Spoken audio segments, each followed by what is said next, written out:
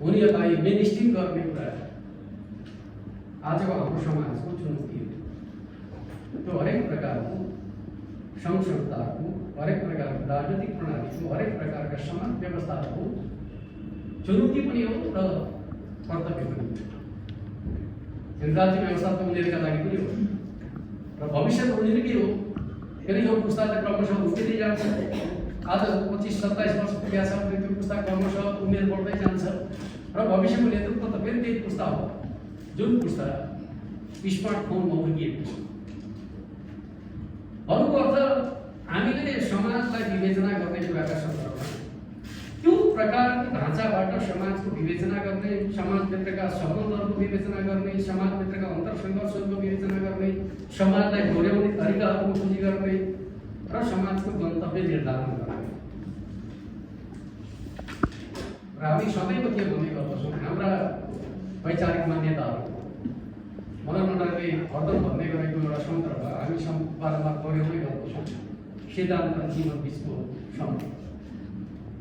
सिद्धान्तको रङ खैरो हुन्छ, जीवनको रङ हरियो हुन्छ। सिद्धान्तलाई जीवनसँग जोड्नु पर्दछ भनेर मैले बारम्बार भन्दै गर्नुहुन्थ्यो। त्यस अर्थमा हामीले जीवनसँग जोड्ने कुरा भने त यो नयाँ पुस्तासँग जोड्ने कुरा पनि त हो। जीवन भने हाम्रो जीवन मात्रै त होइन, समाजको जीवन। समाजमा एउटा नयाँ पुस्ता आइसक्यो, जो पुस्ता फरक परिवेशमा हुर्किएको छ, त्यो फरक परिवेशमा हुर्किएको पुस्तासँगको हाम्रो संवाद कस्तो हुन्छ भन्ने कुरा चाहिँ अब यो हाम्रो आन्दोलन महासङ्घले त्यो पुस्ताको सङ्गीत कस्तो हुन्छ सोच्नु परेन। त्यो पुस्ताले कस्तो प्रकारको साहित्य पढ्नुपर्छ भन्नु पर्यो। त्यो पुस्ताले कस्तो कलाको खोजी गरिरहेका छ। हामी जे सिकेका छौँ, जे गर्दै आएका छौँ त्यो मात्रै गरेको त्यो पुस्ताले त्यसलाई कौडीको मूल्यमा पनि लिँदैन। कारण त्यो पुस्तासँग हाम्रा मान्यताहरू, हाम्रा शिक्षाहरूलाई एसिमुलेट गर्ने कुरा आजको हाम्रो पुस्ताको, आजको हाम्रो आन्दोलनको कर्तव्य हो भन्ने कुरा त्यस अर्थमा मैले पुस्ताका सम्पर्कका बारेमा पनि केही कुरा तपाईँहरूसँग राख्छु। अर्कोतर्फ चाहिँ हो फेरि हामी कहाँ कस्तो हुन्छ भन्दाखेरि हामीले अब राजनीतिक आन्दोलनको प्रसङ्ग चाहिँ मोटामोटी सकियो। अब चाहिँ आर्थिक सामाजिक विकास रूपान्तरणको प्रश्न अगाडि आयो भनेर भन्यौँ। फाल्गुन 7 गतेबाट चाहिँ पूर्व राजा ज्ञानेन्द्रले चाहिँ जनताले त मैदा खोजेका छन् भनेर भाषण गरेपछि फेरि चाहिँ हलचल पैदा भयो। फेरि चाहिँ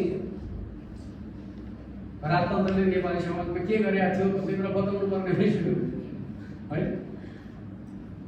त्यस अर्थमा कहिलेकाहीँ समाजमा घटना परिघटनाहरूले भूमिकालाई पनि प्रभाव पार्दछ। त्यस अर्थमा हामीले जेठ 15 गतेका दिन गणतन्त्र दिवसलाई जनतासँग जनताको उत्सवका रूपमा आयोजना गर्ने भनेर भन्यो। तपाईँहरू त्यसमा सक्रिय रूपमा सहभागी हुनुभयो र हामीले हरेकलाई सांस्कृतिक रूपमा यो उत्सव मनाउँ भनेर चाहिँ जोड्ने प्रयत्न गर्यौँ। हरेक प्रकारका बाजागाजाहरू, वेशभूषाहरूलाई चाहिँ एक ठाउँ जोड्ने कोसिस पनि गर्यौँ। त्यसमा तपाईँहरूले पनि भूमिका खेल्नुभयो। त्यस्तो परिस्थिति फेरि आइरहेको छ। बेला बखत त्यस्ता कामहरू पनि गर्नुपर्ने हुन्छ र मैले अब कस्तो हुन्छ भन्दाखेरि अब सामान्य समाज अगाडि बढ्न थाल्यो भने पछौटे चिन्तनले त्यसमाथि हिट गरिरहेको हुन्छ, आक्रमण गरिरहेको हुन्छ र समाजमा भ्रम पनि पैदा भइरहेको छ। एक प्रकारले भन्दाखेरि पञ्चायतका हिमायतीहरूले के भन्न थाल्छ भन्दाखेरि अब राजावादीहरूले लोकतन्त्रले के दियो, गणतन्त्रले के दियो भनेर चाहिँ धुवाँदार बहस गर्न थाल्यो। हामी बहसबाट भाग्नै उनीहरू चाहिँ कसेर बहस गर्छ। त्यो त ठिक उल्टो कुरा हो। जो सबभन्दा ज्यादा बहसमा भाग लिनुपर्ने थियो उसको स्टेप गर्ने, जसलाई बहस गर्ने नैतिक धरातल र आधारै छैन ऊ बहस गर्न आउने परिस्थिति जुन हाम्रो समाजमा देखा पर्यो त्यो राम्रो छैन। वास्तवमा उनीहरूसँग बहस गर्ने तर त पुग्छ तर पनि उनीहरू बहस गरिराखेका छन् के माथि बहस गरिराखेका छन् भने हामीले आफ्ना सबल मान्यताहरू जनताका बिचमा स्थापित गर्न नसक्दाखेरि उनीहरूले त्यसको भ्याकुममा खेल्ने मौका प्राप्त गरेका छन्। हाम्रो कमजोरी के हो? हामी काम गर्दछौँ, गरेको कामलाई स्थापित गर्न सकिरहेका छैनौँ, सूचना प्रविधिको सही प्रकारले प्रयोग पनि गर्न सकिरहेका छैनौँ। हिजो एउटा सभा आयोजना गर्यो भने 1-1.5 महिनाका लागि चाहिँ सन्देशहरू सम्प्रेषण हुन्थ्यो, पुग्दथ्यो। तर आज त हरेक दिन हरेक घन्टा अपडेट गरिरहनु पर्दछ। सोसियल मिडिया चाहिँ आफैमा एउटा चाहिँ दृश्य निर्माण गर्ने प्लेटफर्म बनिसकेका छ। र म के भन्दै गर्दछु भन्दाखेरि यो सूचना प्रविधिको जुन भाँडो छ यो भाँडो पनि कस्तो भन्दाखेरि राजमार्ग जस्तै हो। सूचना प्रविधिको भाषामा यसलाई सूचना प्रविधि महामार्ग भन्ने चल्दछ। जुन बाटो भएर चाहिँ हाम्रा कुराहरू एक ठाउँबाट अर्को ठाउँमा जाने गर्दछन् त्यो आफैमा एउटा राजमार्ग हो। त्यो राजमार्गमा कस्ता मान्छे हिँड्दछन्, कस्ता मान्छेको विचार हिँड्दछ त्यस्तै देखिन्छ नि त।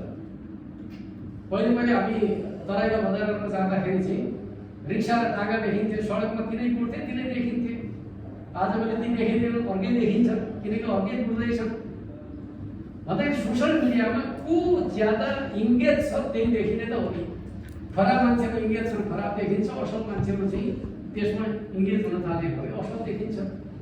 त्यस अर्थमा आजको जमानामा सोसियल मिडियामा चाहिँ खराब मान्छेहरूको प्रभुत्व बढ्यो, असल मान्छेहरू चाहिँ कम देखियो। त्यस अर्थमा त्यसले सम्प्रेषण गर्ने चेतना खराब भयो। त्यो चिजलाई बदल्नका लागि असल मान्छेहरू सोसियल मिडियामा सक्रिय हुनुपर्छ। त्यो चिज मलाई लाग्दछ तपाईँहरूको एउटा महत्त्वपूर्ण जिम्मेवारीको विषयमा बन्नु लाग्छ।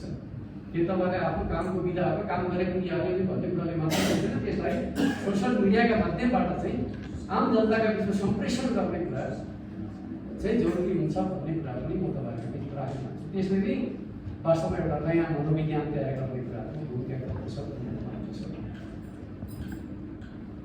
पञ्चायतको जमाना के थियो, आजको समय कस्तो छ भन्ने कुराका सन्दर्भमा तुलनात्मक हिसाबले अध्ययन गर्ने हो भने चाहिँ भ्रम पैदा हुनुपर्ने कारण केही पनि छैन।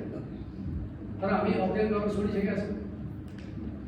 जसले जे कुराको कुप्रचार गर्यो त्यसैको प्रभाव पर्ने गरेका छ। जस्तै म 4-5 इन्डिकेटर मात्र तपाईँलाई सुनाउन चाहन्छु।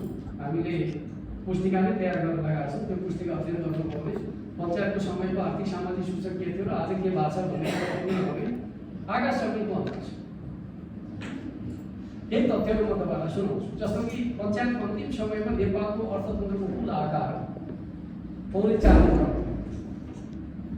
तर त्यो अर्थतन्त्र आज 61 खरब पुगेको छ।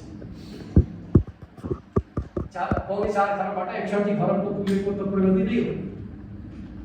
पर क्यापिटा प्रति व्यक्ति आय $200 भन्दा कम